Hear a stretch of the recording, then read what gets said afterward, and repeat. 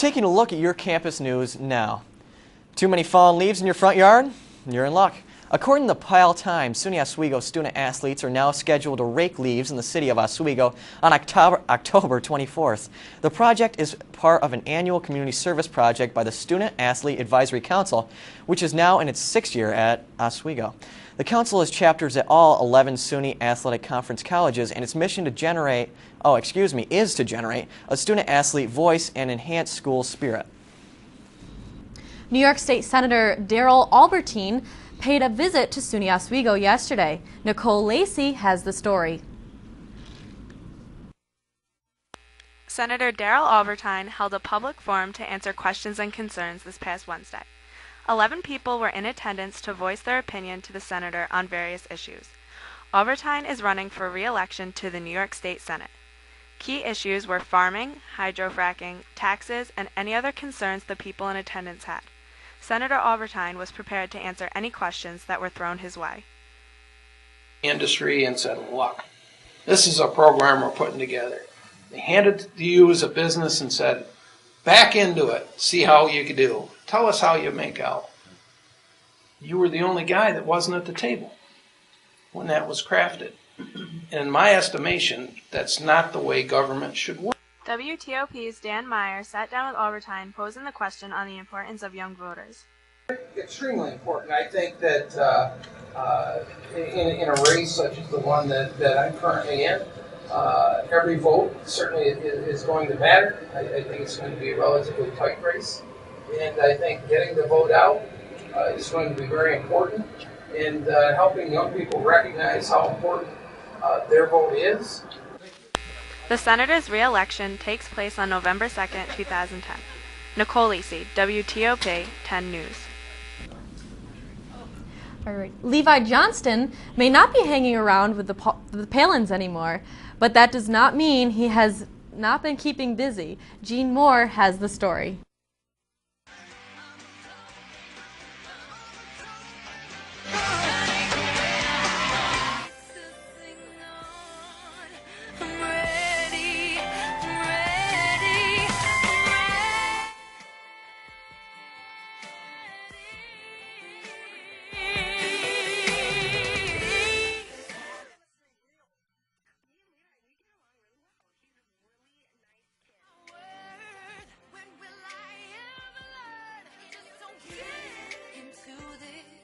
What I deserve is more than what you can give.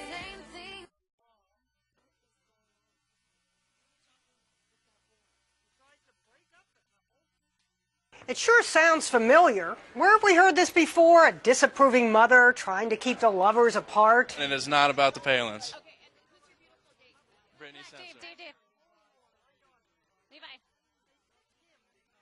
He's good looking, and he causes a little bit of controversy. We didn't realize it would be so much.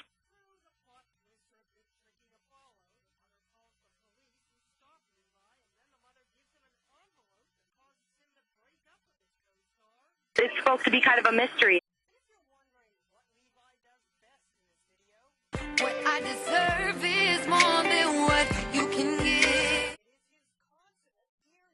Same thing over and over and over.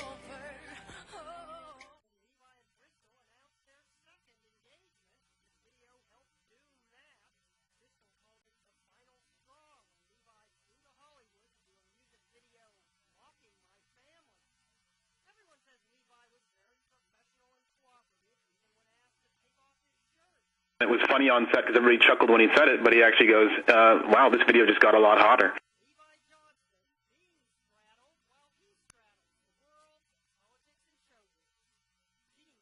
Is he a good kisser?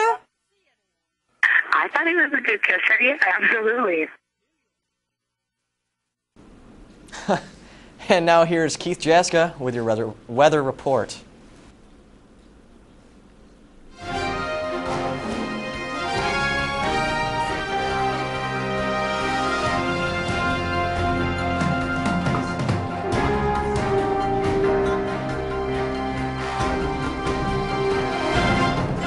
Good evening, Oswego. I'm meteorologist Keith Jaszka. Currently outside, it's 60 degrees with clear skies, dew point of 45 degrees Fahrenheit, and winds are out of the west-northwest at 31 miles per hour.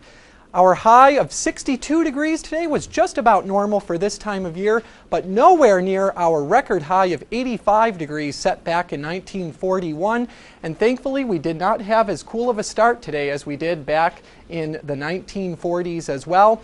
And 0.59 inches of precipitation fell today between midnight and about sunrise. And sunrise tomorrow will be at 7:12 a.m.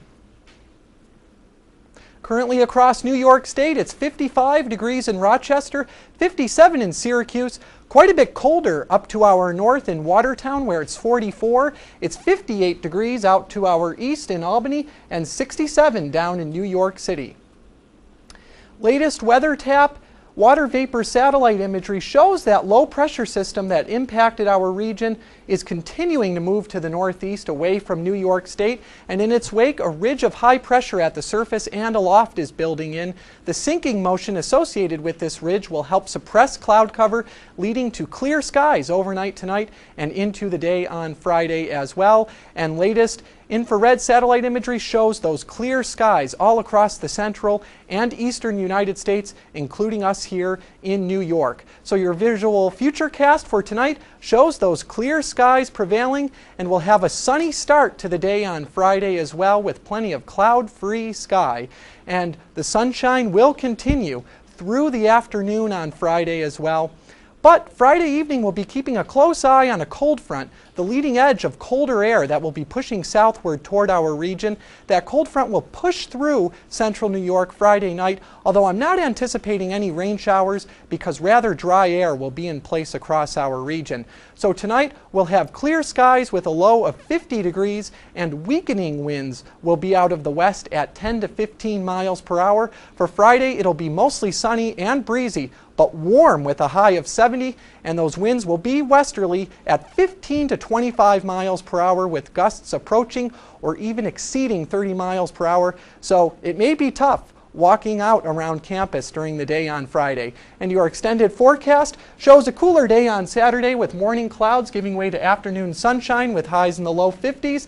On Sunday, we'll have a high of 65 degrees with sunshine, although rain showers expected on Monday as the next storm system moves through. We'll still be in the 60s and expecting more sunshine Tuesday and Wednesday with highs in the 60s once again.